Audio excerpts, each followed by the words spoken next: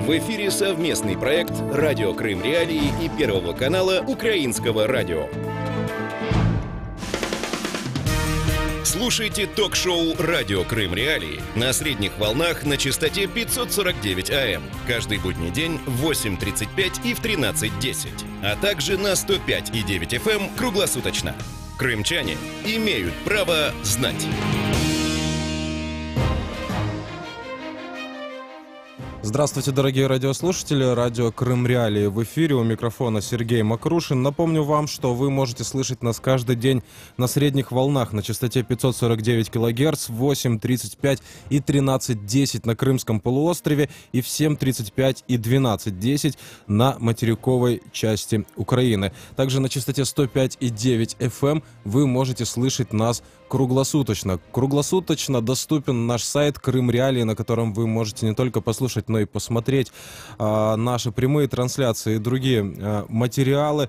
Крымчане могут бесплатно звонить нам в эфир по телефону 8 800 10 06 926. Звонки на этот номер бесплатные. Жители материковой части Украины могут дозвониться нам по номеру 044 490 29 05. У каждого нашего радиослушателя есть возможность принять участие в прямом эфире непосредственно, а также комментировать наши эфиры под трансляциями в сети Facebook и на ресурсе YouTube.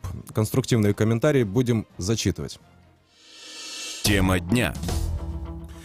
Итак, к нам в редакцию поступило письмо от жителей поселка Заозерное, который находится под Евпаторией. В письме жители этих поселков рассказали о проблеме, связанной со строительством рекреационно-развлекательного комплекса у лимана в поселке Заозерное. Что известно об этом развлекательном комплексе, как подконтрольные России власти города объясняют необходимость его строительства, что по сути, может уничтожить этот лиман, как обстоят вообще дела в Крыму и Севастополе с застройкой прибрежных и зеленых зон. Об этом мы поговорим после сюжета, подготовленного моими коллегами. Крым в центре внимания. Жители Евпатории и поселка Заозерное написали письмо в редакцию Крым Реалии. Они утверждают, что российские власти города отдали под застройку территорию возле лимана с лечебными грязями. Строительство рекреационно-развлекательного комплекса «Аква Евпатория» ранее презентовали на Ялтинском форуме. В администрации изменили назначение земли рекреации под среднеэтажную жилую застройку. Как нам рассказали местные жители, компания-застройщик провела экспертизу, согласно которой выяснилось, что лиман якобы стал опасен для здоровья. Люди считают, что после возведения всех зданий вокруг лимана численность населения микрорайона вместе с отдыхающими увеличится до 14 тысяч человек. Жители обеспокоены, что им перекроют доступ к одному из лучших пляжей города. Лиман, который хотят застроить, находится в поселке Заозерное, близ Евпатории. На сайтах местных пансионатов и санаториев говорится, что доступ к лиману бесплатный. Отдыхающие приезжают сюда с целью профилактики и лечения ревматизма и кожных заболеваний. Грязи также помогают облегчить симптомы остеохондроза. В Крыму за последние 3 года было несколько громких проектов застройки побережья. В районе Тихой бухты между поселками Коктебель и Орджоникидзе запланировали возвести несколько 9-этажных домов. Подобная ситуация произошла и в Севастополе. Там под застройку попал Солдатский пляж. Проектом элитного многоквартирного жилья под названием «Адмиральская лагуна» занималась компания «Интерстрой», которая принадлежит известному крымскому бизнесмену Евгению Кабанову. Крым в центре внимания. Продолжаем эфир. Радио Крым Реалии. Сергей Макрушин у микрофона. Напомню, номер телефона 8 800 10 06 926. Для жителей Крымского полуострова звонки на этот номер бесплатны. Жители материковой части Украины могут позвонить нам по номеру 044 490 29 05. Все прочие контакты, по которым можно связаться с редакцией, находятся на сайте Крым Реалии. Можно их найти, написать нам письмо, как это сделали жители Заозерного. Ищу проблему мы сегодня обсуждаем. Перед эфиром мы связались с Сергеем Соболевым, представителем инициативной группы, которая обратилась к нам в редакцию, и он рассказал о ситуации, которая сложилась. Давайте послушаем. Здесь, смотрите, здесь вот есть еще с украинских времен, здесь у нас был участок, ну, в общем, я хозяин одного из гостевых домов, да, ну, сейчас я уже по полной программе подставился, как бы, потому что, как бы, я на себя принял этот удар, как бы, теперь с администрацией спорить, вот, ну, когда-то я его купил в 2011 году, предполагая, что, как бы, у меня бизнес будет процветать, потому что рядом Лиман с целебными грязями, пляж шикарнейший просто под Евпаторией, вот, соответственно, я вкладывал сюда деньги, да? И теперь земля там была, нам пообещали, что там будет пляжный, ну, земля, которая прилегает к пляжу, а там предполагалось строить аквапарк. Одна фирма взяла в аренду эту землю, вот, она еще аж даже в 2002 году она ее взяла, ну, что-то так не строила, денег не было. Вот, эта земля была под рекреацию, то есть это как, то есть, ну, общественная земля, как бы, да, вот. А теперь вдруг обнаруживается, что они поменяли назначение земли, что как противоречит здесь законам. Вот, и сделали под жилую застройку среднеэтажную, то есть и новый проект сделали, инвестиционный, как они называют его, да, и застроить теперь пытаются. На этой территории появится 13 8-этажных домов П-образных, как бы, да, площадь всего 22 гектара, то есть Лимана, то, что там есть, его не будет, пляж, ну, они нам обещают свободный проход, ну, скорее всего, не будет, потому что там будет гостиница 4-звездочная, ну, это логично, что там не будет места свободного просто, вот, то есть фактически нас лишают всего этого. Вот. И нам говорят, что нам пытаются сказать, что это все нормально, землю поменяли, и это будет центром притяжения, как мы сейчас на встрече были у этого мэра Филонова. Он говорит, да вы что, это хорошо, это будет центр притяжения. Я говорю, а чем это будет привлекать, вот эти бетонные застройки, да, чем это будет привлекать отдыхающих? Потому что все ожидали, вот действительно, здесь инфраструктуры нет вообще никакой. У нас здесь дороги нету, газа нету, то есть у некоторых людей воды даже нету, потому что мне хорошо с краю, мне повезло, а чуть подальше в поселке здесь нет воды ни у кого, вот, то есть они скважины. Вот, то есть безобразие. Мы мусор даже, вот я прошлым вот летом, у меня были отдыхающие, я приходил за 2 километра мусор каждый день вывозить на своей машине, понимаете, это вообще просто некуда больше его выбрасывать. Вот, а у них других проблем нет, как застроить. Вот. Ну там на самом деле много нарушений, вот, сейчас мы будем обращаться в прокуратуру уже, потому что обращаемся в прокуратуру, прокуратура дружит с властью, прокуратура Евпатории передала мэру все материалы, которые мы отправили, ну, как бы все жалобы, то есть все отправила им. Вот, если нормально тогда. То есть ни расследование, ничего не проводится, а передается тому, на кого жалуешься. Полный беспредел. Вот эта компания, которая застройщик, они офшорная компания, полные там Вирджинские острова, принадлежит бывшему министру обороны Павлу Лебедеву. Вот, и его там родственникам, там, жене, сестре, ну, там не фигурирует, как правило, там в основном его жена фигурирует в документах и сестра его родная. Вот. Они тут уже, я когда начал изучать эти документы, разные фирмы, которые они там, ну, это свободный доступ, слава богу, есть пока что. Вот, я выяснил, что у них уже достаточно много компаний, я думал, они только застройкой занимаются, оказывается, они тут уже и агрохолдинги у них там скупают фирмы, и везде они учредители вставляют себя, как бы, то есть уже полкрыма, наверное, скупили уже, и нормально себя чувствуют. Вот, ну, в общем, безобразие полнейшее. Здесь еще, знаете, власти, что они пытаются сказать, что приходит инвестор с деньгами. На самом деле у этого инвестора нету денег, потому что, ну, так инвесторы не приходят. Они сейчас вот сначала пытались сесть на наши сети, у нас вот поселковый микрорайон Лимановка, мы когда-то поиск скидывали, ну, чтобы нам провели свет, это наши сети, да. И вдруг вот этот, с которым сказали 6 миллиардов, теперь он сказал с 9 миллиардами, они типа придут сюда строить, они вдруг садятся почему-то на наши сети, а нас весь поселок ограничили в свое время, вот с этого года 4 киловатт на дом. Представляете, домовладение 4 киловатта всего. Вот. То есть для них находится, ну теперь я понимаю, почему они нас сократили, чтобы там туда хватало. Вот. Но мы сейчас вовремя шум подняли, и они немножко переключились на другую сеть соседнюю. Вот. В общем, такие проблемы. Продолжаем эфир радио Крым Реалии. Напомню, что обсуждаем мы сегодня проблему, которую подняли наши радиослушатели, которые прислали нам письмо о том, что будет застроена, по сути, территория, да, Лимана, которая находится рядом с поселком Заозерное.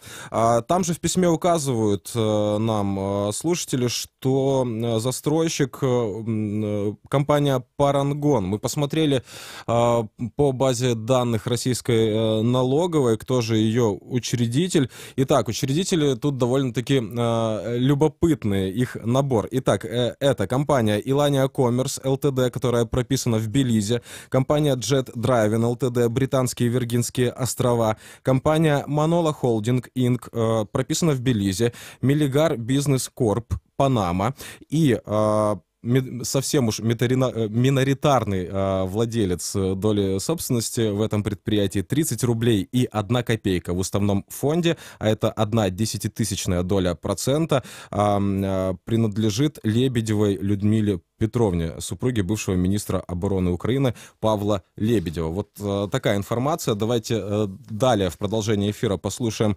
еще раз Сергея Соболева. Он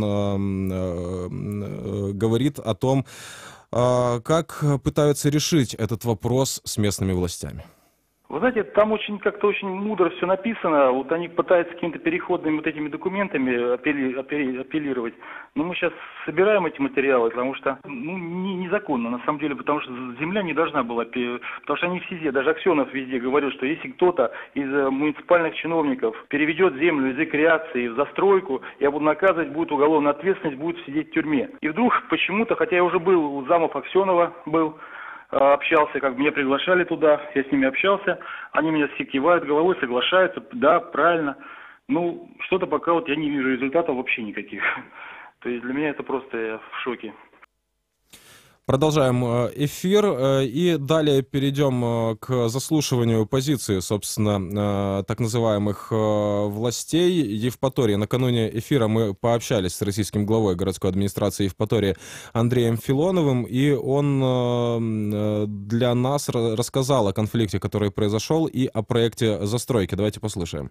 Нужно понимать, первое, кто эти люди. Это в основной своей массе, это владельцы частных домов, которые находятся в том же районе, в районе Лимановка. А это гостиничные дома по своей сути, то есть они сдаются. И клиентами этих домов является так называемый, знаете, дикий туризм такой. Условно говоря, 500 рублей койко-место. И, конечно, владельцы этих гостевых домов обеспокоены тем, что закроется проход к пляжу, что инфраструктура, когда вырастет, у них на их услугу не будет спроса и так далее, что застроится само озеро, которое тоже в какой-то части является магнитом для людей, которые приезжают, верят в его целебные свойства, мажутся грязью, там кому-то это даже помогает. Вот. И как обычно это бывает, недостаток информации, он рождает различного рода домыслы и страхи. Это как раз тот случай. Если брать всю ширину, да, скажем так, поле застройки со стороны моря, и начиная от моря, двигаемся следующим образом. Даже мысленно представим, что сначала идет набережная,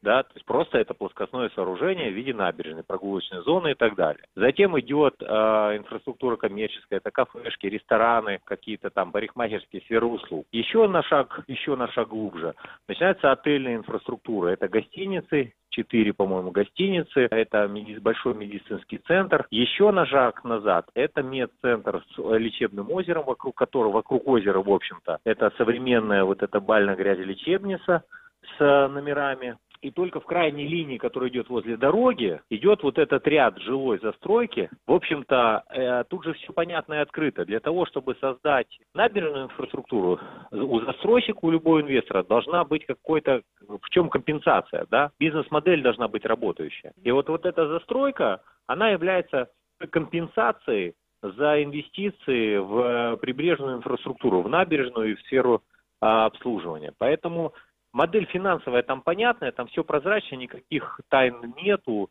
Понятно, что мы со своей стороны подкорректировали, там застройщик изначально хотел 17 этажей, потом 11, но в итоге мы сошлись на 5-7. Причем это не какие-то дома, это понятная прибрежная архитектура, морская такая, будет очень красиво. И Евпатории нужна такая точка притяжения, потому что, в общем-то, мы древний город с древней историей, и исторической архитектуры нам, конечно, хватает. Это наше наследие, мы очень бережно к нему относимся и будем его сохранять, и это наша такая изюминка, сохранившаяся и точно предмет туристического экскурсионного показа. Но нам сегодня не хватает какой-то современной инфраструктуры, которая была бы комплексная. Не отдельный стеклянный дом, стоящий среди, старых пятиэтажек, а хорошая комплексная застройка современного, не уродующего саму идеологию прибрежного города архитектуры. Об этом мы в этом проекте мы постарались совместными усилиями с застройщиком эту историю воплотить. Поэтому, как говорят, не так страшен черт, как его малюют, а при рассмотрении, Ну вот, это был комментарий Андрея Филонова о том, что планируется построить в окрестностях озера Майнаки и вот того проблемного лимана, да, о котором мы сейчас говорим.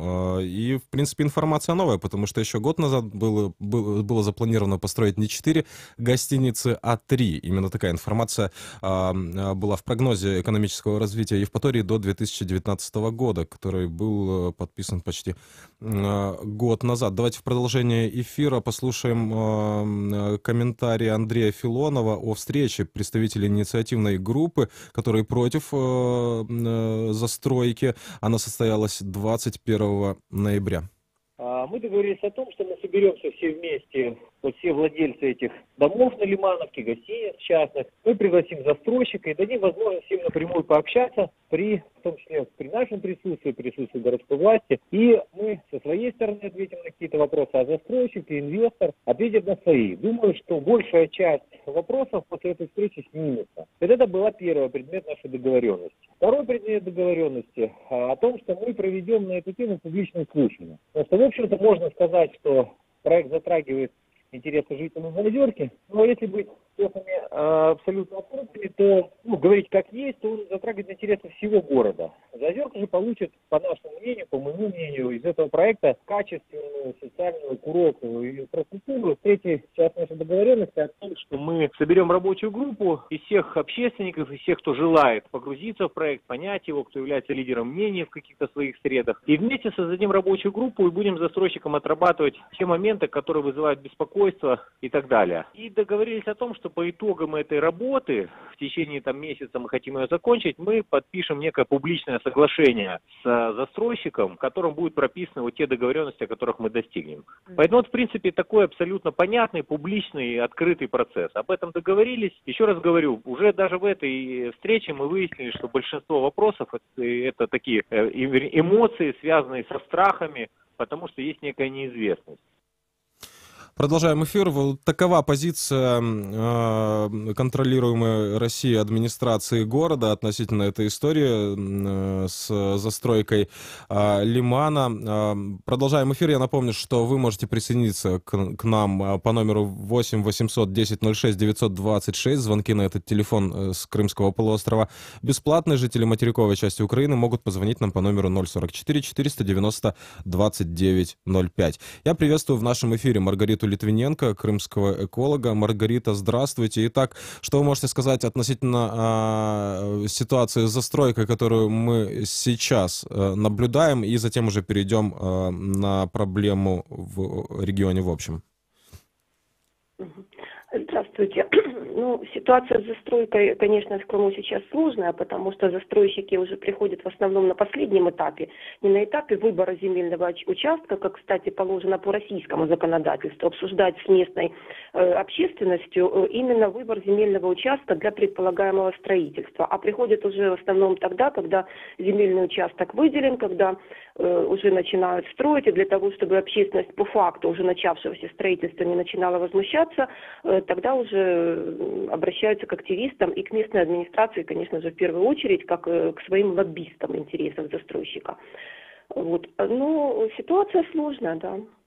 Насколько мне известно, вот эта тема застройки рекреационной зоны возле озера Майнаки, да, в частности, которую мы сегодня обсуждаем, она несколько раз уже поднималась. Все время удавалось как-то это остановить, да, потому что намерения были такие, что там необходимо что-то построить. Какими будут последствия застройки там? Там есть несколько спорных моментов, которые однозначно должно заняться, я думаю, вот тот следственный комитет, который сейчас присутствует в Крыму, и прокуратура, потому что у местных активистов возникли такие вопросы. Первое, где государственная экспертиза предполагаемого проекта застройки. Второе, где общественные слушания, которые нужно было провести еще в момент выбора земельного участка до его предоставления. Третье. Почему вдруг, судя по словам общественников, вот те грязи, которые использовались много веков, можно сказать, да, они в лечебных целях людьми использовались, вдруг они оказались вредными, по словам представителей местной администрации, застройщиков. Насколько вот сообщают активисты, это так, скорее всего. И четвертое, почему это озеро должно уничтожаться в результате застройки? Почему будет использоваться как рекреационная зона только побережье, то есть пляж, в результате чего нагрузка увеличится до катастрофических размеров. Там 17 тысяч людей, если не ошибаюсь, ожидается каждый год на этом пляже. И то есть это получается где-то 1 человек на 1,5 квадратных метра по подсчетам активистов местных. И почему вот это все не учитывается, не учитывалось раньше? Ну, естественно, что оно, скорее всего, не учитывалось бы, но почему местные власти, которые должны обращать внимание на мнение жителей хотя бы чуть-чуть, они начинают уже контактировать только на этапе предполагаемого строительства. Если внимательно посмотреть, понятно, что закон далеко не всегда торжествует сейчас, да, но если внимательно посмотреть на те проекты, на те экспертизы и особенно на тот порядок, ведь Россия декларирует, что она очень тщательно придерживается порядка строительства, норматив строительства и законодательства, которое регламентирует порядок проведения общественного обсуждения предполагаемого выбора земельного участка и строительства. Было ли это все соблюдено? И тогда уже тут должны начать действовать те правоохранительные органы, которые должны сейчас здесь охранять закон. Говоря о Евпатории, да, и о проблеме озера Майнаки и застройки рекреационной зоны вокруг него, необходимо, нельзя не вспомнить еще вот не только о том, что происходит сейчас на западе Евпатории, да, но и о том, что происходит на востоке города, а именно на дамбе озера Сасык-Севаш. Мы месяц назад, если я не ошибаюсь, поднимали эту проблему, разработку карьеров прямо на песчаной дамбе. Что там сейчас происходит, по вашей информации? Вообще идет ли крымская вот администрация, да, которая контролируется Москвой, на какие-то уступки? И вообще понимает ли она ситуацию и вот эту экологическую опасность, которую несут подобные проекты? Да, тема такая была, и тема эта остается горячей, такой же горячей, как и была раньше, потому что, насколько мне известно, местное население пытается донести до администрации свою точку зрения и свои аргументы, но, к сожалению, их не слышат. И это только мы говорим сейчас о Евпатории, да, где уже целый комплекс вот таких проблем. В целом, на Крымском полуострове сейчас, как, по вашему мнению, выглядит ситуация с разработкой карьеров на природных объектах и застройкой Крыма, да, застройкой крымской природы?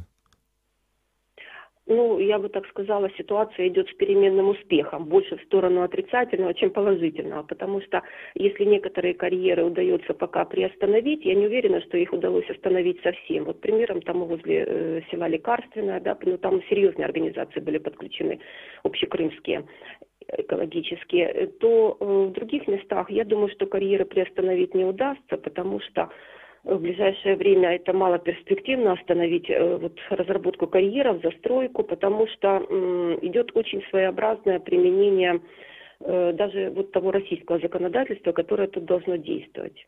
Ну, начиная с того, что жители уже ставят перед фактом, что строительство начнется, чаще всего это так бывает сейчас, и кончая тем, что правоохранительные органы присылают часто просто элементарные отписки. Даже если жители обращаются как в последнюю инстанцию к правоохранительным органам, то они просто отписываются. Или присылают, вот пишут Путину, сейчас очень много я напишу Путину, слышно. Вот вчера в Севастополе было общественное обсуждение, ну просто встреча администрации местной с общественностью по поводу предстоящего строительства следственного изолятора в Инкермане. Люди говорят, мы будем жаловаться Путину, собирают подписи, но, к сожалению, они активны, но они не совсем недопонимают, что это малоперспективно. Все, что практически все, что отсылают в Москву, возвращается назад на места, а на места это значит к тем чиновникам, которые и содействуют вот тому беззаконию, которое сейчас творится. Спасибо. Напоминаю, что с нами на связи была Маргарита Литвиненко, крымский эколог. Обсуждали мы проблему застройки рекреационной зоны вокруг озера Майнаки и то, что происходит в целом с крымской природой, да, которую уничтожают разработкой карьеров и очень плотной, получается, застройкой. Как говорится, как поется в крымском гимне, эту землю мы сохраним и вместе прославим, цветущий, как сад, Крым. Ну вот не получается, видимо, да? Продолжим говорить об остальных проблемах Крымского полуострова через несколько минут. Это радио Крым Реалии. Не забывайте, что вы можете присоединиться к нашему эфиру по номеру 8 800 10 06 926. Если вы живете на Крымском полуострове, звонки на этот номер бесплатны. Жители материковой части страны могут присоединиться к нам по номеру 044 490 2905. В эфире радио Крым Реалии. Звоните нам по телефону 8 800 10 06 926. Для жителей полуострова звонки бесплатные. Комментируйте темы в прямом эфире. Оставляйте свои сообщения на наш автоответчик. Мы выслушаем вас. 105,9 FM. Крымчане имеют право знать.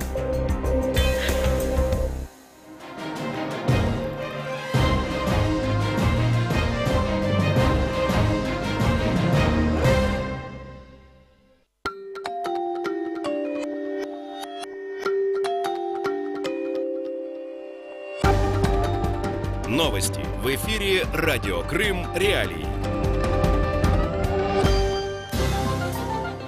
Доброе утро, в студии Андрей Гевков в этом выпуске. Прокуратура АРК открыла дело по факту смерти Виджея Кашка. Судостроительный завод в Феодосии могут отдать концерну Калашников. В Москве покажут фильм о конфликте на востоке Украины. Далее подробно. Судостроительный завод «Море» в аннексированной Феодосии, специализирующийся на производстве и ремонте скоростных кораблей, намерены передать в управление российскому оружейному концерну «Калашников». Эту информацию в газете подтвердили в Ростехе. В Калашникове уточнили, что потребуется значительная модернизация и, цитирую, «серьезная диагностика состояния актива». Прокуратура совместно с Национальной полицией Киева задержала на Киевском вокзале злоумышленников, которые пытались вывести 3 подростков на территорию России в качестве доноров. Об этом сообщается в сюжете 112 канала. По информации журналистов, все 3 подростков из благополучных семей. За операцию им обещали по $30 тысяч. Подозреваемые граждане Украины, один из которых находится под следствием по подозрению в грабеже.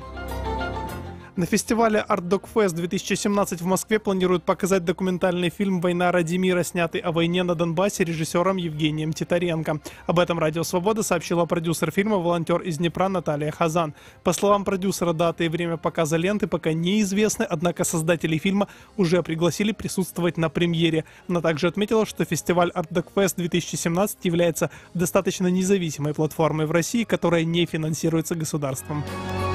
Феодосийский оптический завод не выплатил работникам 11,5 миллионов рублей заработной платы. Об этом сообщает пресс-служба подконтрольной Кремлю прокуратуры Феодосии. В прокуратуре отметили, что руководителю завода объявили предостережение о недопустимости нарушения закона. Прокуратура Автономной Республики Крым открыла уголовное производство по фактам проведения незаконных обысков, задержаний и смерти ветерана крымско-татарского национального движения. Как сообщает пресс-служба ведомства, по факту смерти Виджея Кашка открыто уголовное производство по статье «Умышленное убийство». Кроме того, в прокуратуре отмечают, что из-за проведения обысков и задержания с применением специальных средств крымско-татарских активистов, в частности Бекира Дегерменджи, Курциита Абдулаева, Асана Чапуха, Руслана Трубача и Казима Аметова, открыло производство по статьям «Незаконное лишение свободы» и «Нарушение неприкосновенности жилища». И о погоде. Сейчас в Крыму температура -3 градуса, на Чонгаре 0, в Новоалексеевке -1. В студии был Андрей Гевко. Слушайте продолжение утреннего ток-шоу на волнах радио Крым Реалии.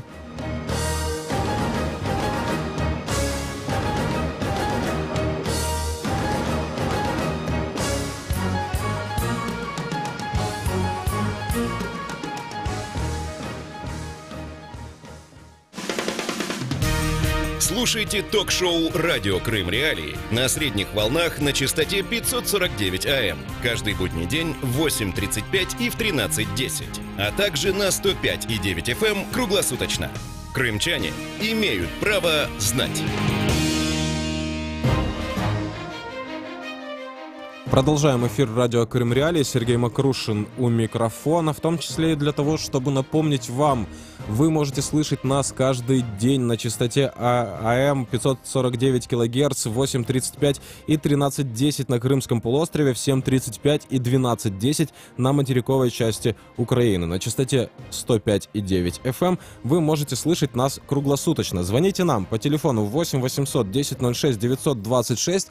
Для жителей Крыма звонки бесплатны. Жители материковой части Украины звоните нам по номеру 044 490 29 05. Комментируйте наши эфиры в социальной сети Facebook на странице Крым Реалии, а также на канале Крым Реалии на ресурсе YouTube. Мы обязательно их прочитаем. Тема дня.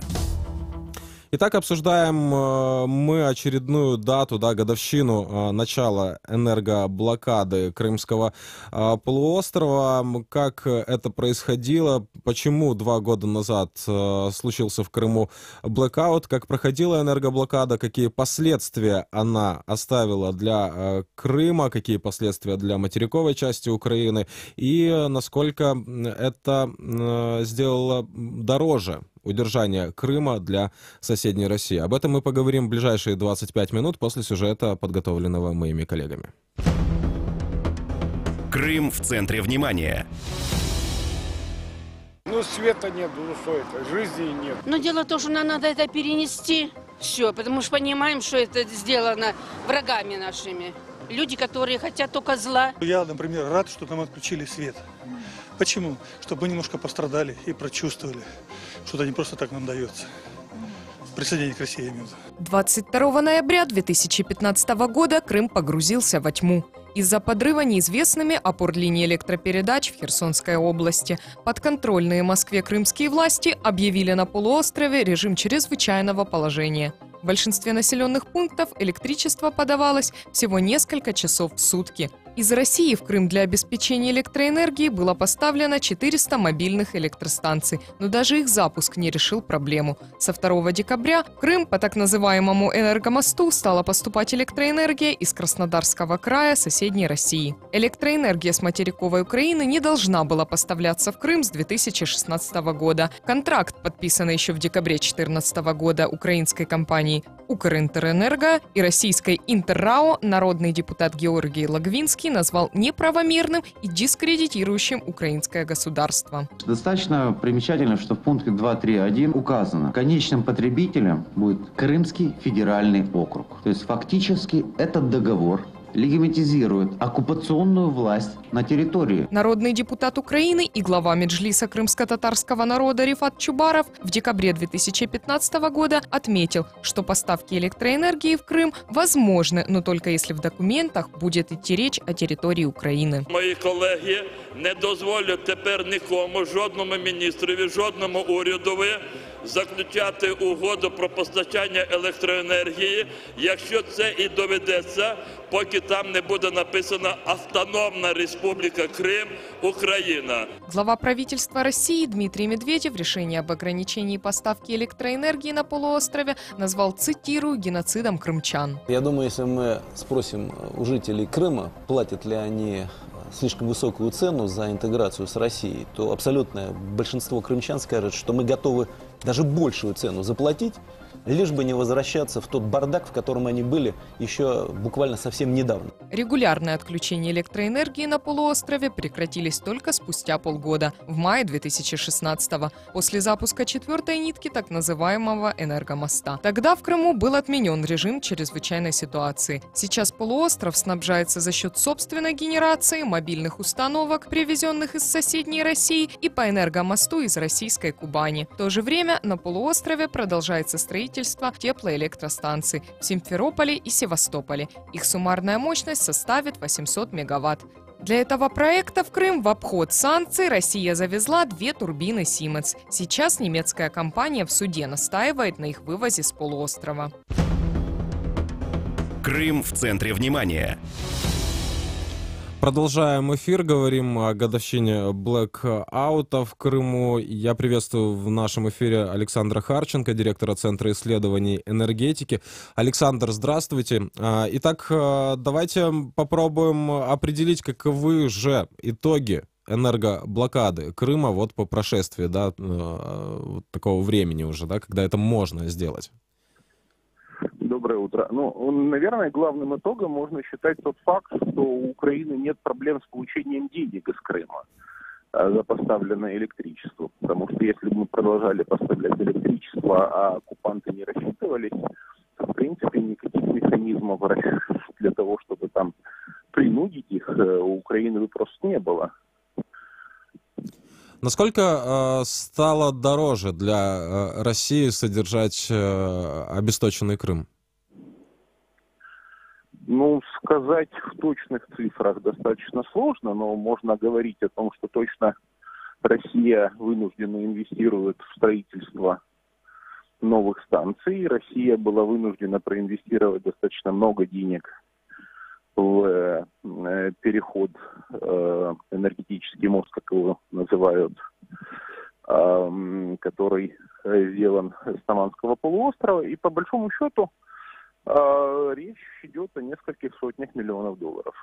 Насколько вообще сейчас удалось перестроить энергетическую систему Крыма и насколько удалось обеспечить энергонезависимость Крыма, о которой говорили сразу же после ввода в эксплуатацию вот этих ниток, пресловутых энергомоста? И насколько усложняет эту задачу для России санкционный режим сейчас? Смотрите, санкционный режим конкретно к этому вопросу, наверное, не имеет никакого отношения. Конечно же, о независимости энергетической Крыма говорить странно, потому что это зависимость просто от другого источника. То есть раньше Россия не поставляла, а поставляла Украина. Теперь Украина не поставляет, поставляет Россия. В любом случае у Крыма нет своих источников в достаточном количестве. Но ведь как раз-таки санкции мешают их построить. Я говорю сейчас о турбинах Siemens, о которых мы все очень много слышали. Если говорить о турбинах и всем, что с этим связано, естественно, честно говоря, я уверен, что Siemens лицемерит. И как минимум на каком-то техническом уровне компания отлично знала, куда пойдут турбины. А с другой стороны, если Siemens не лицемерит, и эти турбины действительно предназначались для другого объекта, то будет очень проблематично их настроить и запустить без участия команд разработчика, так называемых. Это действительно непростая вещь. И, насколько я знаю, в России пытаются решить эту проблему и пока не нашли пути решения. Каким образом запустить турбины, они пока не знают.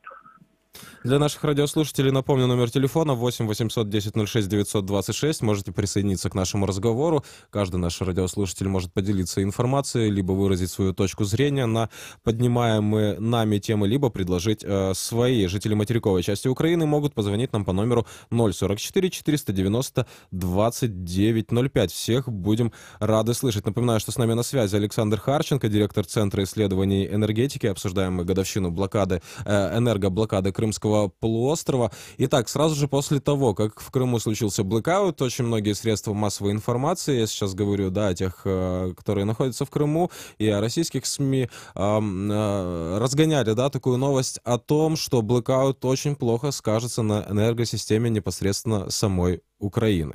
Итак, что мы имеем по факту? Нет, вы знаете, это полный абсурд на самом деле. То есть Крым всегда был просто дотационным регионом, который тупиковый, из которого ведут магистральные линии абсолютно тупиковые. И для энергосистемы Украины то, что Крыма нет, это просто снижение нагрузки для энергосистемы, не более того. А с точки зрения каких-то угроз для украинской энергосистемы, это из разряда распятого мальчика, снегирей и, в общем-то, таких же совершенно беспочвенных фантазий. Появились в средствах массовой информации сообщения о том, что, возможно, сейчас поставки электроэнергии, в частности, на крымский «Титан». Об этом не так давно заявлял народный депутат Украины и лидер крымско-татарского народа Мустафа Джемилев, а также постоянный представитель президента Украины в Автономной Республике Крым Борис Бабин. Поставляющие компании, которые занимаются поставками этих услуг, они эту информацию опровергают. На ваш взгляд, возможно ли подобное сейчас?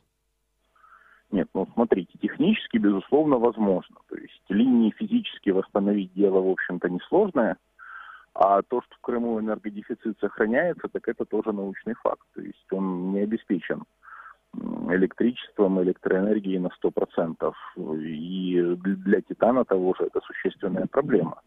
А другое дело, что если это происходит, это дело спецслужб, СБУ, там и безопасности, потому что это нарушение, в общем-то, существующего законодательства, тогда должны решать этот вопрос соответствующие органы.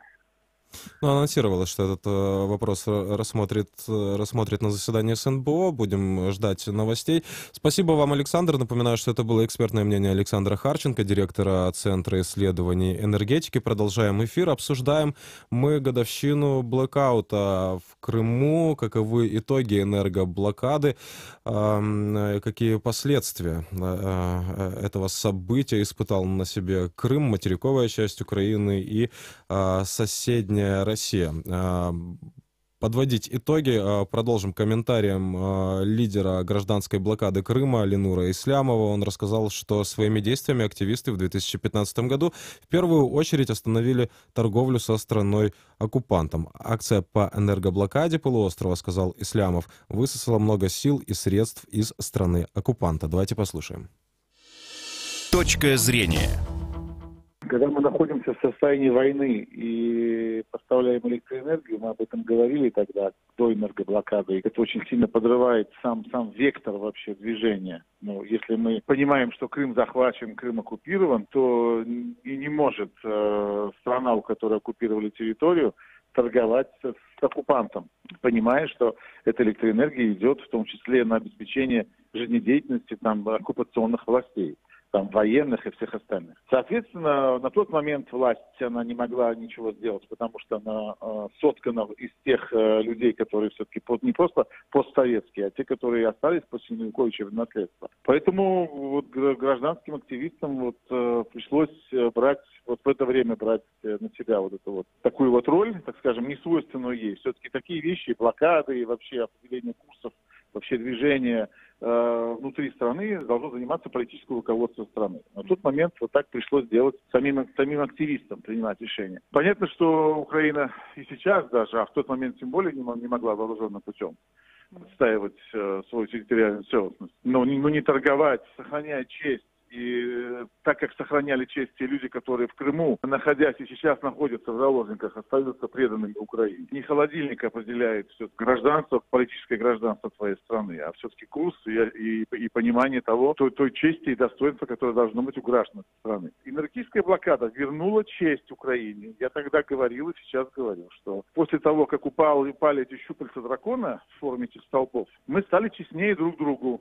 Мы стали честнее тем людям, которые остались в Крыму. Да, конечно, мы им определенным образом, тем людям нанесли урон в форме того, что не было света, но они ходили с поднятой головой. Сделали так, что Путину пришлось тратить на это огромные колоссальные деньги и перебрасывать разные генераторы, те, которые были в Сочи, со всех остальных регионов России тащить в оккупированный Крым. Мы заставили его тратить деньги. А разве не это задача страны, у которой отняли часть территории, сделать так, чтобы обесточить и обескровить финансово оккупанта, чтобы он в какой-то момент понял, что тот токсичный актив, который он проглотил, что он его не может больше содержать. Точка зрения. Далее давайте послушаем еще один комментарий Ленура Ислямова, лидера гражданской блокады Крыма, в продолжение обсуждения годовщины блэкаута в Крыму. Он рассказал, что на момент начала энергоблокады, когда были взорваны опоры, активистам у админграницы пытались воспрепятствовать сотрудники правоохранительных органов, однако позднее ситуация наладилась. Давайте послушаем, как Ленур Ислямов это прокомментировал. Точка зрения. Конечно, мы все чуть-чуть романтики, может быть, в чем-то. Мне показалось, конечно, мы понимали, что полиция не могла измениться за такое короткое время, но что она будет нас штурмовать тогда с оружием в руках, с боевыми патронами, мы, конечно, на это не ожидали. Все-таки мы думали, что все-таки полицейские — это часть народа, да, вообще, по идее, это сервисная служба, которая должна обеспечивать правопорядок и защищать граждан. На тот момент было так. Насколько я потом уже знаю, что все-таки те люди, которые штурмовали, многие из них извинились. Потом, да, извинились. Руководство МВД извинялось тогда, в лице Хати тогда была. Над полицией Хати тогда она тоже извинилась. Она сказала, что не совсем, они тогда разобрались, то, что они сделали.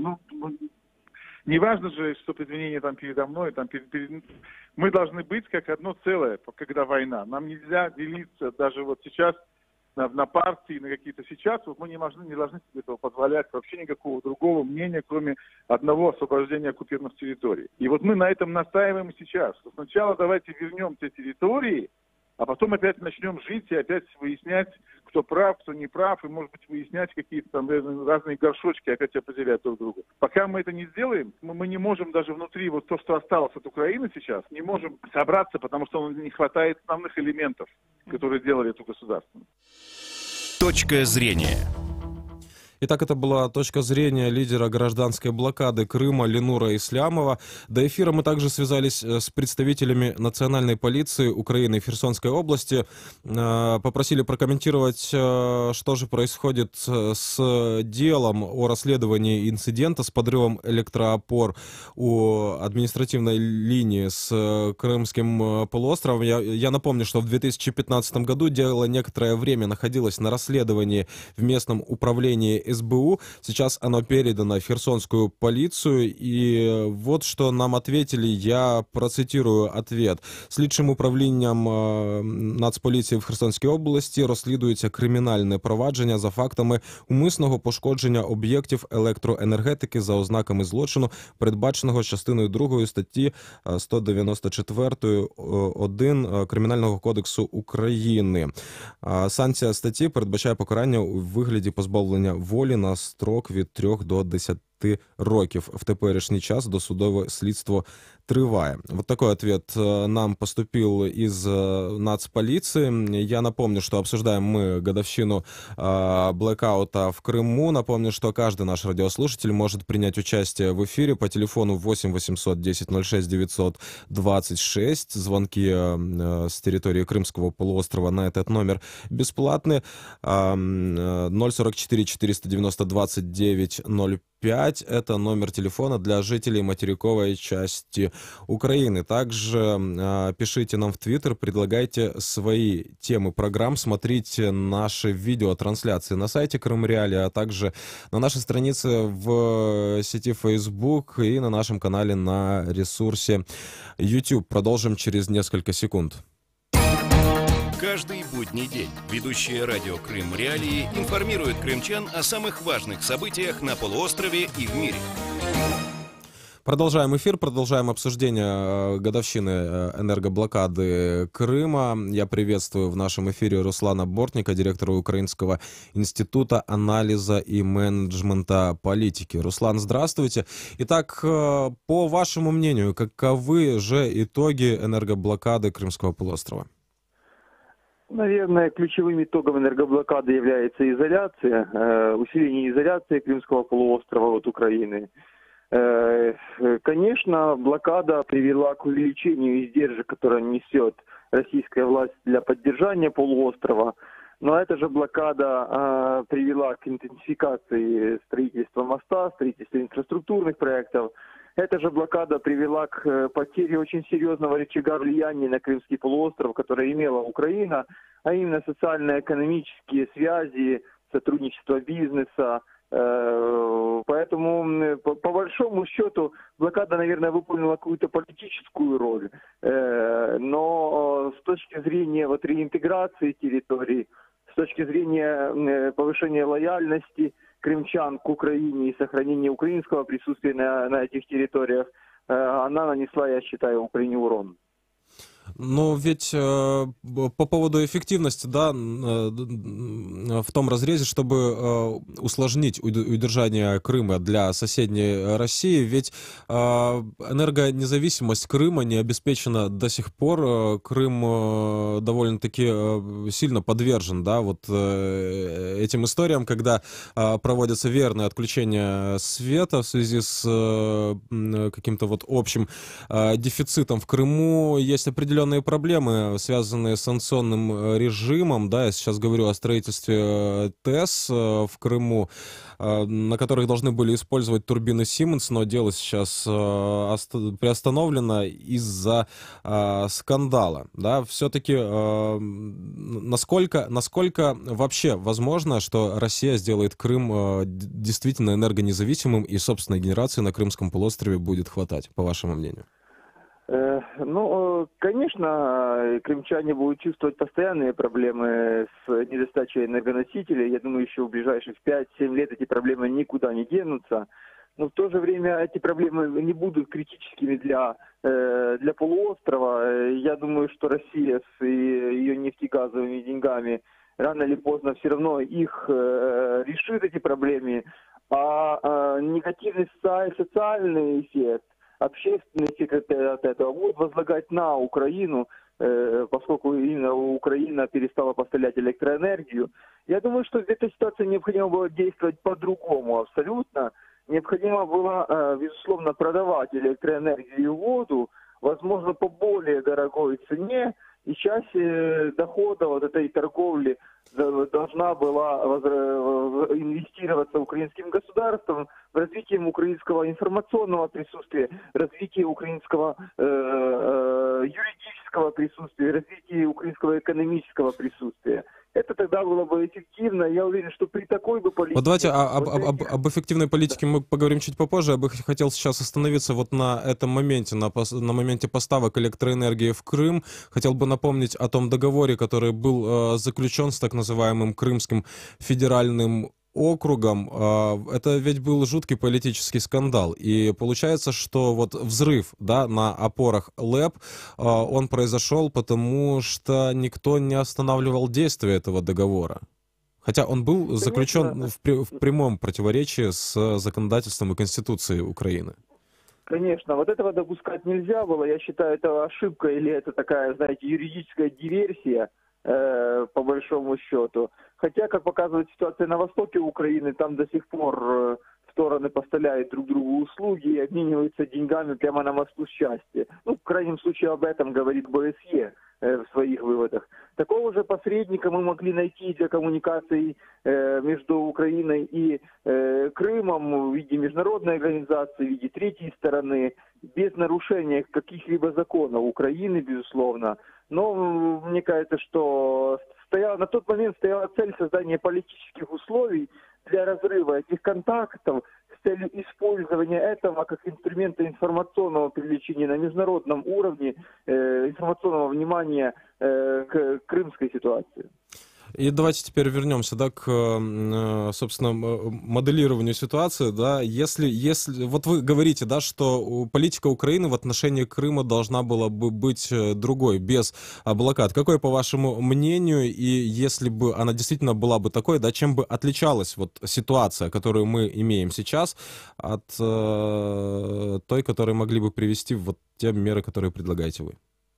Ну вот если кого-то мы любим, даже если этот человек совершил какое-то плохое действие, мы пытаемся оставить его всегда в сфере своего влияния, мы пытаемся понять его, проникнуть, скажем так, ему в душу. То же самое, извините за упрощение, мне кажется, более эффективно надо было делать в отношении Крыма. Необходимо было усиливать украинское присутствие, то есть расширять и помогать украинскому бизнесу захватывать новые сферы присутствия в украинском Крыму, расширять присутствие украинских СМИ, обеспечивать работу как минимум уполномоченного по правам человека Верховной Рады в Крыму. Для этого есть возможности юридические составляющие, в том числе и договора между Украиной и Россией. То есть, и я уверен, что за это время, за этих 3 года, на фоне того, что крымчане испытывают огромную массу проблем, связанных с российским статусом, в кавычках, Крыма, я думаю, что мы бы имели бы другое общественное мнение сегодня, и мы бы могли бы спокойно говорить, а давайте-ка проведем 2-й референдум, потому что понимали бы, что мы его выиграем. И оказывали бы дополнительное давление на российскую власть Крыма. Но вот это, знаете, скажем так, удушение в объятиях, оно применяется очень многими умными странами. Кроме того, торговля дает деньги, которые можно было бы инвестировать в разные сферы, начиная от украинской армии, заканчивая украинские СМИ. Я давно выступал за то, что не надо прекращать торговлю, давайте введем специальную наценку на торговлю с Крымом, торговлю с Донбассом, специальный дополнительный тариф, дополнительный акциз, скажем так, который мы бы инвестировали бы в присутствие в этих регионах. Так делать умно, это действительно приводило бы к реинтеграции территорий. А, конечно, просто полная изоляция и попытка ухудшить условия жизни крымчан или дончан, оно вызывает только отторжение. Спасибо. Напоминаю, что с нами на связи был Руслан Бортник, директор Украинского института анализа и менеджмента политики. Обсуждали мы годовщину энергоблокады Крымского полуострова. И очевидно, что события, которые произошли 2 года назад, к ним до сих пор относятся по-разному. Оценка этих событий тоже разная. Это радио Крым Реалии. Мы открыты для всех точек зрения. Можете звонить нам в прямой эфир по номеру 8 800 10 06 926. Для жителей Крымского полуострова звонки бесплатные. Жители материковой части Украины могут присоединиться к нам по номеру 044 490 29 05.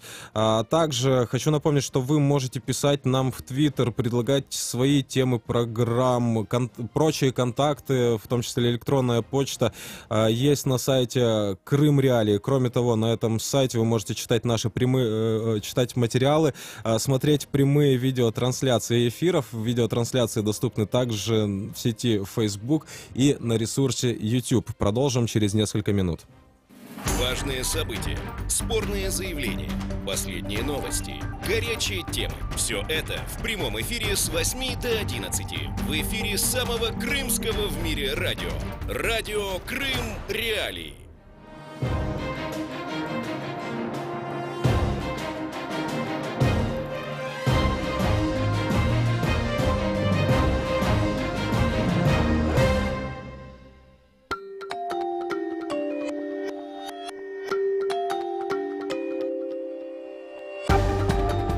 Новости в эфире радио Крым Реалии. Доброе утро, в студии Андрей Гевков в этом выпуске. Власти России пытаются дискредитировать Меджлис, правозащитники.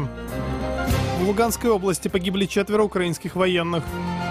ООН проведет в Украине акцию против гендерного насилия. Далее подробно. Власти России с помощью силовых структур пытаются создать негативный образ Меджлиса, крымско-татарского народа, на аннексированном полуострове. Так в крымской правозащитной группе прокомментировали обыски и задержания крымских татар, которые произошли на полуострове накануне 23 ноября. Правозащитники призвали международное сообщество отреагировать на действия российских силовиков в Крыму и предпринять, цитирую, «все возможные действия, чтобы виновные в грубых нарушениях прав человека были привлечены к ответственности». В бою возле села Крымская Луганской области, который состоялся 23 ноября, погибли 4 украинских военных, еще 2 получили ранения, сообщает штаб украинской военной операции на Донбассе. В целом потери вооруженных сил Украины в зоне боевых действий составили 5 человек погибшими, 4 ранеными. Об этом сообщает Радио Свобода. Как говорится в утренней сводке, в целом за прошедшие сутки поддерживаемые Россией боевики 7 раз нарушали режим прекращения огня. Украинские военные также утверждают, что потери боевиков составили 8 человек убитыми и 9 ранеными. В группировке ЛНР заявляют о 6 нарушениях перемирия со стороны украинских военных, указывая на обстрелы 3 населенных пунктов, но подробностей не называют. Гражданин Турции, в связи с которым 23 ноября задержали группу крымско-татарских активистов, украл деньги семьи ветерана крымско-татарского национального движения Виджия Кашка. Активисты пытались вернуть деньги, позже к ним в дом пришли российские силовики. Жена крымско-татарского активиста Кизиме Аметова рассказала о том, как проводился обыск в ее доме. Хотите, проверьте, вот документы, вот дедом. Проверьте дедом. Что вы хотите дедом? Вот мой дом, маленький домик дедом. После задержания крымских татар в Симферополе на 83-м году жизни умерла ветеран крымско-татарского национального движения Виджия Кашка. Об этом сообщает корреспондент Радио Свобода. МИД Украины требует прекратить уничтожение коренного народа Крыма. В Украине представительство Организации Объединенных Наций проведет флешмоб городов. Организаторы подсветят оранжевым цветом выдающиеся архитектурные объекты в Киеве и еще 15 городах. Об этом на пресс-конференции в Укринформе сообщила программный координатор гуманитарного проекта Фонда ООН в области народонаселения в Украине Людмила Швецова. Акция приурочена к Международному дню борьбы с ликвидацией насилия. Начнется мероприятие сегодня на Майдане Независимости и символичный отчет Всемирной кампании «16 дней активности против гендерно обусловленного насилия в Украине». В студии был Андрей Гевко. Оставайтесь на волнах радио Крым Реалии.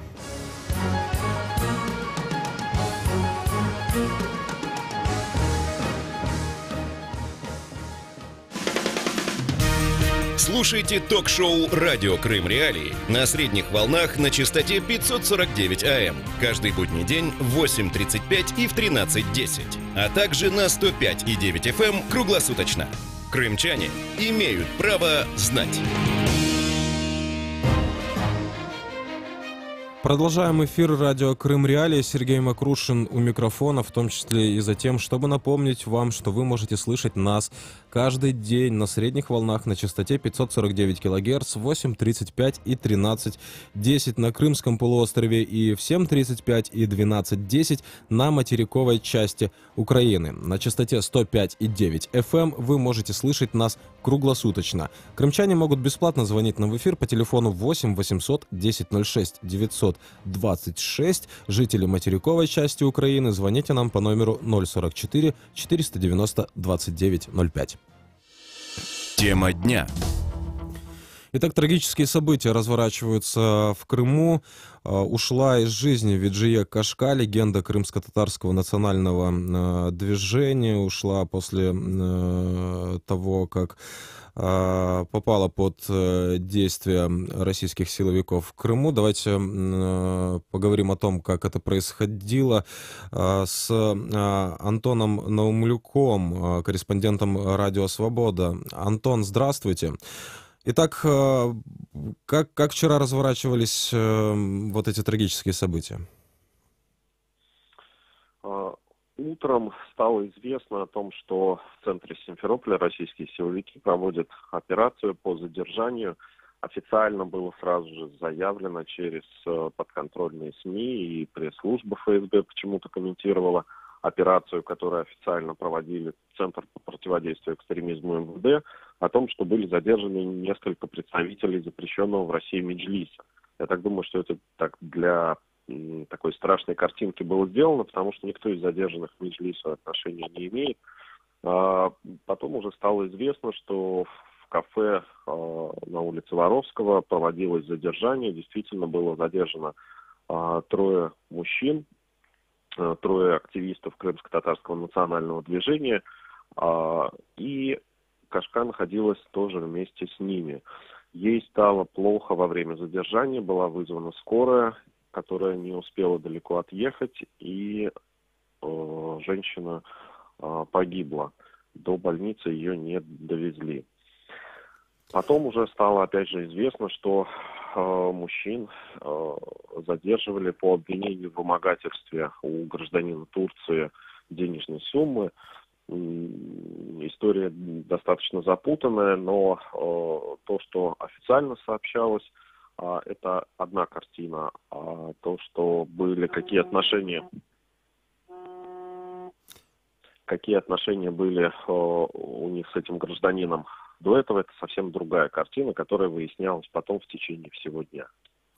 Было опубликовано видео задержания. Задержание происходило довольно-таки жестко, но оно опубликовано не полностью. В частности, на видеозаписи совершенно не видно, да, что происходило с Виджие Кашка, и только в конце там есть кадр, что есть скорая помощь, машина скорой помощи. Как вы думаете, Антон, почему это видео вырезано?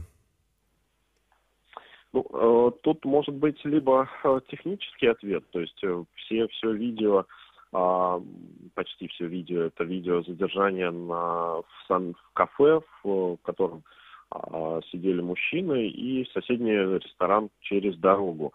А насколько мы знаем, ее саму и одного из мужчин задерживали рядом, когда они уже вышли из кафе. Но также может быть, что действительно силовикам не очень удобно показывать, как проходило задержание, если оно было излишне жестким и могло привести вот к таким трагическим последствиям. Вчера следователи Центра по противодействию экстремизму обещали, что видео о том, как задерживали именно ее, будет сегодня опубликовано, и они убеждали, что никаких каких-то физического воздействия к ней не прилагали. Но, с другой стороны, видео до сих пор нет. Мы можем только догадываться, как это все проходило. Спасибо, Антон. Напоминаю, что с нами на связи был Антон Наумлюк, корреспондент «Радио Свобода», о том, как вчера разворачивались события, о странностях в этой истории с задержанием, в результате которой случилась эта трагедия, ушла из жизни Виджия Кашка, легенда крымско-татарского национального движения. Давайте послушаем сюжет о ней и продолжим эфир.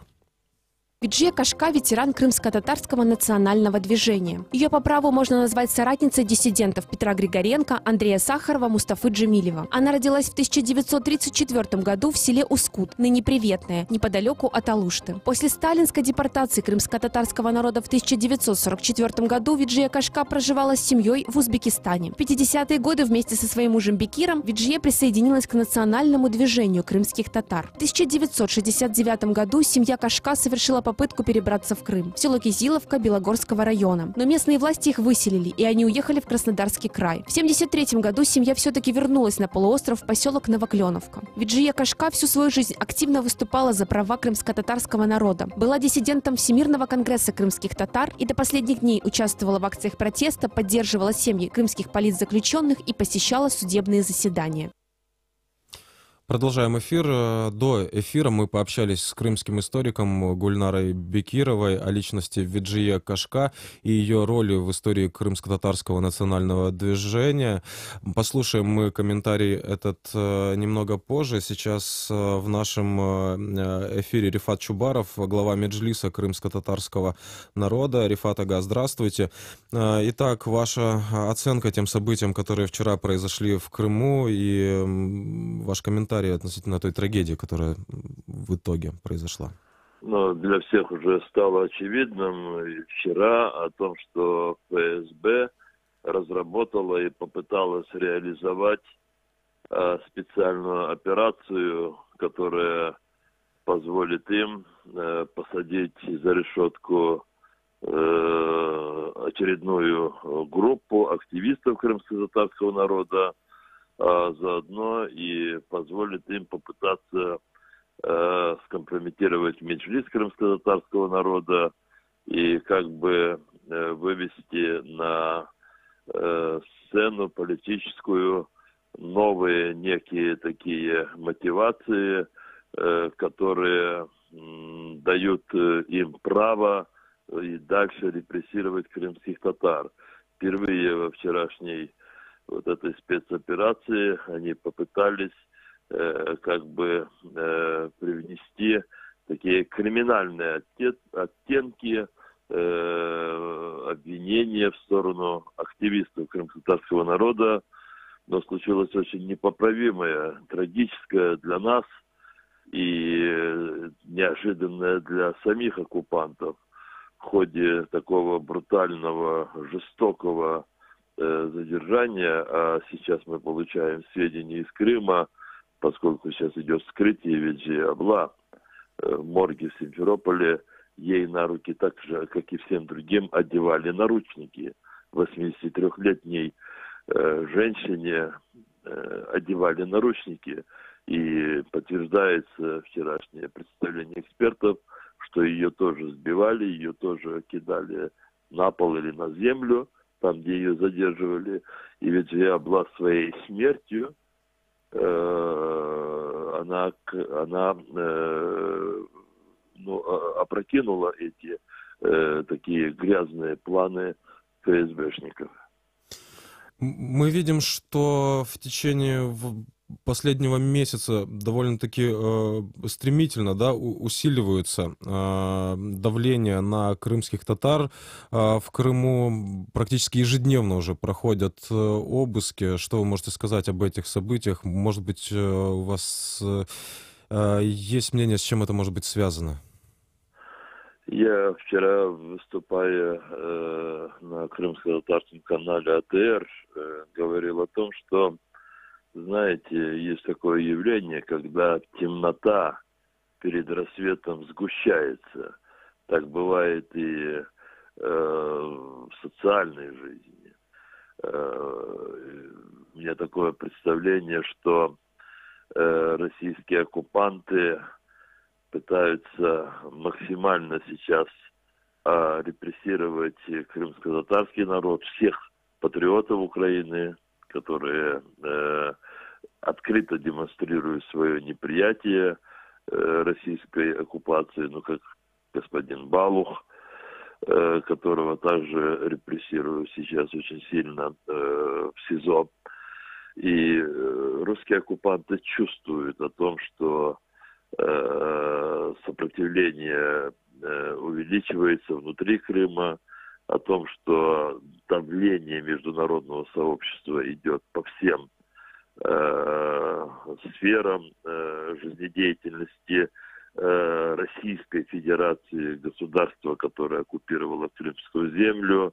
Это есть своего рода такая, знаете, их такая отчаянная реакция, месть за усиливающее давление международного сообщества, резолюция 3-го комитета ООН, и сейчас ее рассмотрение этой резолюции в середине декабря на Генеральной Ассамблее ООН, вынужденное освобождение Ахтема Чийгоза, Ильми Умерова. Сейчас разглядывается вопрос о возможности или невозможности восстановления полномочий российской делегации на парламентской ассамблее Совета Европы. И мы все делаем для того, чтобы санкции были и вот в этом международной организации, как ПАРЕ, ПАСЕ, тоже были продолжены. Сейчас Ахтем Чийгоз работает в Копенгагене. То есть вот это все и заставляет оккупантов, думая про то, что им своими репрессиями удастся сломить и крымских татар, удастся сломить вообще сопротивление в Крыму, они поэтому усиливают репрессии. Те заявления, которые звучали в подконтрольных России средствах массовой информации, в частности о том, что люди, которые были вчера задержаны, это члены Меджлиса крымско-татарского народа, хотя они таковыми не являются, да, список членов Меджлиса, он открыт и доступен. По вашему мнению, о чем это может говорить? Ну, это говорит о том, что, несмотря на то, что российские оккупанты как бы заранее все пытаются скоординировать и замышляя свои грязные планы, они как бы продумывают одновременно использование различных сфер воздействия на людей, но тем не менее у них на это не хватает опытных людей.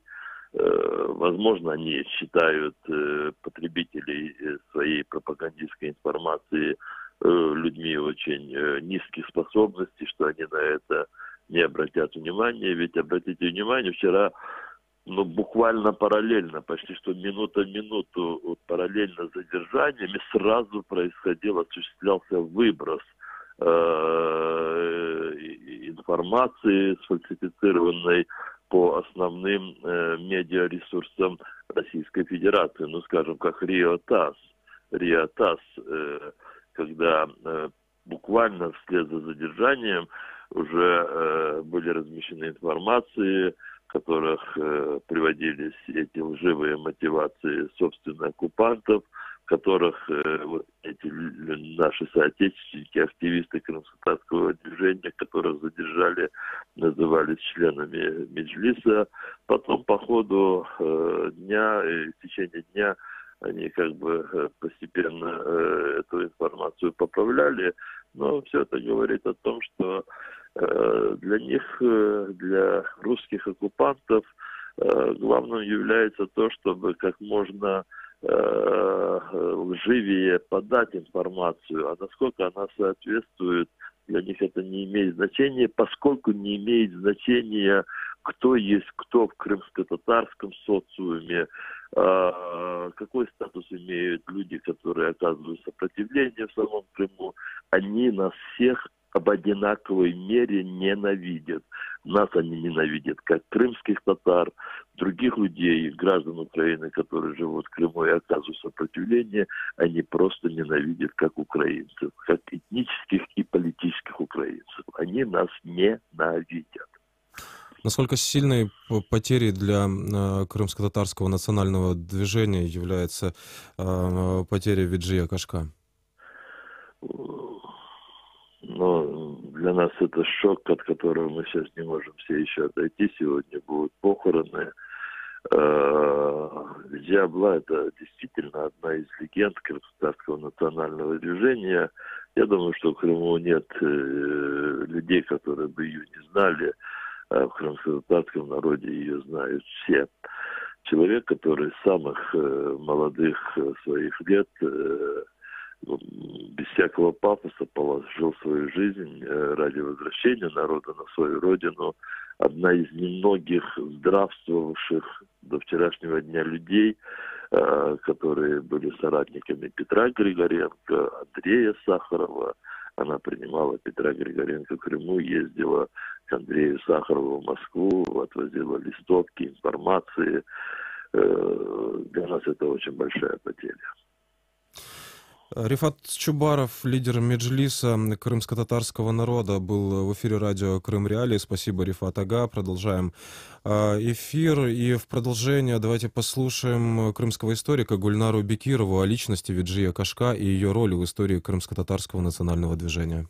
Ее смерть такая трагическая, какая-то очень такая страшная, символическая. А почему я говорю о том, что у нее чудовищно сложная жизнь? Ну, только несколько фактов вот этой самой пока еще не написанной ее биографии. Она в национальном движении буквально с юности, с 50-х годов, то есть с самого начала того, как национальное движение крымско-татарского народа за возвращение на историческую родину, за восстановление автономии началось. Это было в местах ссылки в Узбекистане, и потом оно охватило все места проживания депортированных крымских татар. И семья жила в Среднечерчикском районе Узбекистана вместе с мужем Бекиром. Виджия там жила, но мысль, конечно, о Крыме не покидала эту семью. И они после снятия режима спецпоселений, уже будучи, в общем-то, такими людьми закаленными, да, борьбой в национальном движении, они решили предпринять попытку вернуться в Крым. Ну, честно говоря, тогда на это решались только самые отчаянно смелые люди, и каковой, в общем-то, и была Виджия Апте. Честно говоря, сложно очень рядом с ней поставить из женщин кого-то. У нее,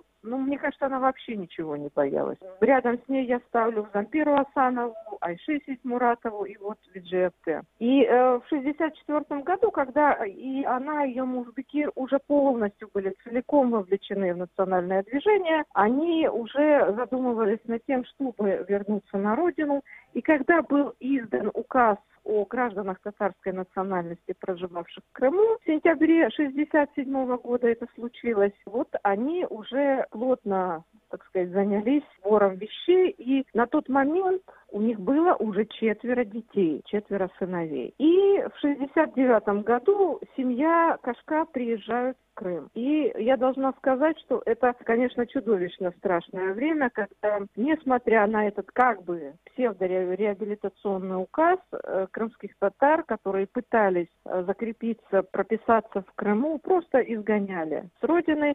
И точно та же участь постигла и семью Виджия Апте. И в 1969 году, когда они приехали в село Кизиловка, вскоре они были выдворены из Крыма с ограблением имущества, изъятием дома без всякой компенсации. В 1974 году они снова купили дом, но уже в другом селе Новокленовка. И им, насколько я помню, как было сказано в хронике текущих событий в правозащитном бюллетене, им угрожали 3-й высылкой. В общем, все это происходило, конечно, в условиях жуткого такого морального давления, но, к сожалению, не только морального, потому что сама Виджия Апте мне рассказывала, что взламывали двери, разбивали окна, врывались в дом с нетрезвыми какими-то хулиганами, представители власти, просто вели себя даже не знаю, говорить, что фашисты, может быть, фашисты где-то даже лучше себя вели. Вот так изгоняли эту семью из Крыма. С криками «собирайтесь!» и, в общем, при попытке закрыть ей рот вывихнули челюсть и вывезли за пределы Крыма в Краснодарский край, и семья остановилась в Тамане. И,